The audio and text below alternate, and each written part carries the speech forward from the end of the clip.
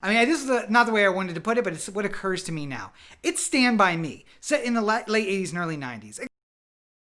Every kid who grew up in rural or suburban America knows that there is one rule that your parent told you over and over and over. You know it by heart.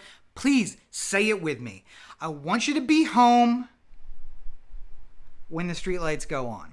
Now, it might have been that nostalgia that made me click on that show, but maybe it was something more sinister.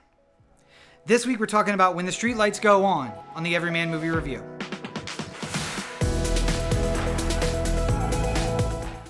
Thank you for joining me for yet another episode of the Everyman Movie Review. As you know from the past couple episodes, we are doing a special little series right now on Quibi shows. Quibi, Quick Bites. These reviews are going to be quick bites as well. We're going to get in, we're going to talk a little bit about the concept behind a show. I'm going to give you my thoughts about the show itself. Then at the end, I'll give you a little bit of a rating, and you'll know whether or not to spend your money, not only on the platform, but whether you should spend your time watching this particular show. When the Streetlights Go On was one of the shows that I wasn't sure how I was going to feel. I really like Stranger Things, and I kind of had the sense that it was going to be like Stranger Things as far as the nostalgia and the throwback to my era, 80s, late 80s, early 90s. But are they going to lean really heavily on it, or was it going to be something that I was going to enjoy? I guess we'll see, right? But before we get too far into it, let's get the pleasantries out of the way. When the Streetlights Go On was directed by Rebecca Thomas and Brett Morgan. It was written by Chris Hutton and Eddie O'Keefe. It is starring Ben Ahlers as Brad, Julia Sarah Stone as Berlice, Sam Strike as Casper, Sophie Thatcher as Becky, Chosen Jacobs as Charlie, Christian Lagasse as the editor, Matthew Nelson-Mahood as Matthew, Graham Beckel as Detective Hoffman, and Queen Latifah as Detective Grasso. So this show starts off so strangely. We're in a high school girl's house, and she's having trouble with her sister, but she says she's leaving. She leaves to go see someone, and it turns out she's going to see a teacher, and it looks like her and the teacher are dating. Guy pops out of the back seat, and boom, it eventually leads to they're both dead. And now everyone's trying to figure out why the teacher and this girl are laying half naked in front of his car in the middle of the woods. And it's not really about the murder so much as it is the way that the murder impacts all the people around them and people around the town. And Charlie is kind of the focus of this. He's the narrator, and he's the one who takes us through the story about, how did the town change and how did the friendship change. And Becky, who's the sister of the girl, and Casper, who's a guy who's, they think that he's the guy, but maybe he's not the guy, but then maybe he is the guy, and a whole bunch of weird stuff. And Charlie is, I don't want to say Charlie's me, because I don't think that we have everything alike, but I see a lot of myself in Charlie. And, it's supposed to be set sometime in the late 80s and early 90s, and I was a little young to be that kid around that time. But I just remember, this is not the way I wanted to put it, but it's what occurs to me now. It's Stand By Me, set in the late 80s and early 90s, except for they don't find the body, and it's not really an adventure, but I'll say it gives me the same feeling as Stand By Me did. And just that the community is kind of all together, and the way that they treat each other, and everyone's growing up and moving on, and someone gets murdered, and it really impacts the family, and it really impacts their friends.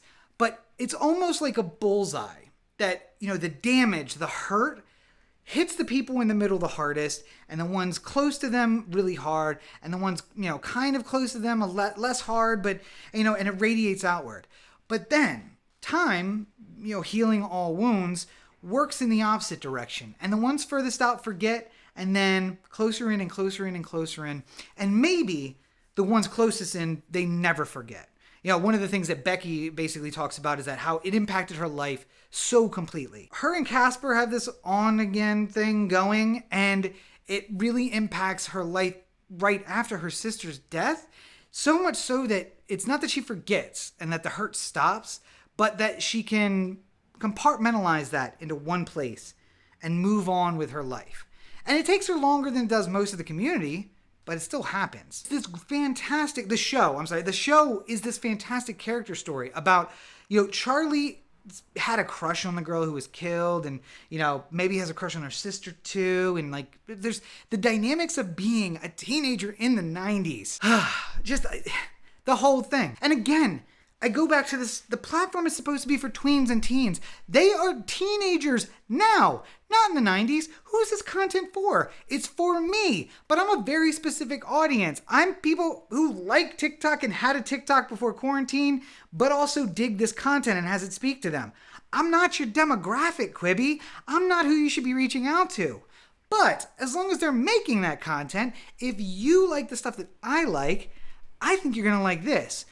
I would argue this is the best series of all of the series that I have seen on Quibi thus far. And that is a strong thing to say because I've liked a lot of the series. I've also disliked some of the series, but in the end, to say it's the best of the 15 entire series that I've watched, I think that's saying a lot, especially for a platform that's brand new and doesn't have that much content. As I said, the show starts out with a murder, so trigger warning for that. And there is some, I don't want to call it violence because it's not like gunshots. It's not that kind of thing. It's just interpersonal violence that we used to think was okay, but now we look at it and we see it very cringy and it's not okay anymore. And now I remember like some of my friends, maybe even me, maybe I just don't put myself in there because I think I'm so woke now or whatever. But I remember my friends just like dragging their girlfriends around a party by the arm, like physically pulling them around. Like, why are you talking to that guy? And back then I was just like, oh, well, he's just a jealous type or whatever. And now I look at that and I'm just like, not okay. Not okay. Stop that. Don't be so controlling. And so, I think that there's a little bit of that, like getting to our heart about that now. Like if we had grown up in these times where the teens are now, they know that that's not okay and someone would have spoken up. But everyone who's at that party is just kind of like, oh, that's how it is, right? Like tough. It's nostalgic in good ways. It's nostalgic in bad ways. And I think if you grew up in the late 80s or 90s, probably most of the 90s, you're going to find something about this that you like and the story's going to speak to you. And there's good and there's bad and it's real.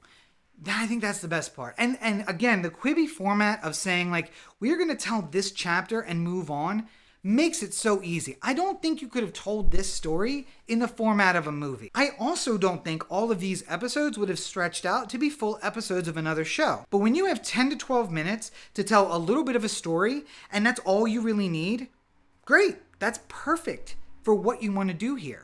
Now, arguably, some of them could have been longer, and maybe they were hamstrung by the fact that it was a 10 to 12-minute episode. But I always feel like there's some shows that skip over things, or they use like I'm thinking back to this thing to do a flashback quickly inside an episode. And I always think, I wish they would have fleshed that out more. This allows you to do that. Take a full episode. Think about it like this. And then move on. So I think that the more and more I go through, I hope that you're seeing the way that I saw that there are very positive benefits to Quibi and its format. There weren't when I had to watch it on my broken screen, but now that you can cast it or that there will be a Roku or an Apple TV app where you can watch on your TV, I think that there is fantastic content like When the Lights Go On that you'll be able to just consume and enjoy. And this is the top of the list. If you like dramas, if you like that nostalgic feeling that Stranger Things give you, I think you're going to like this. And of course, speaking of nostalgic things, I am a huge fan of posting my time hops on all my social media. You'll be able to find that at Robert N. Cheek everywhere. I also am basically stuck in the mid-aughts, and I write about that a lot. So you can find those books and all the other stuff I produce on my website, robertncheek.com.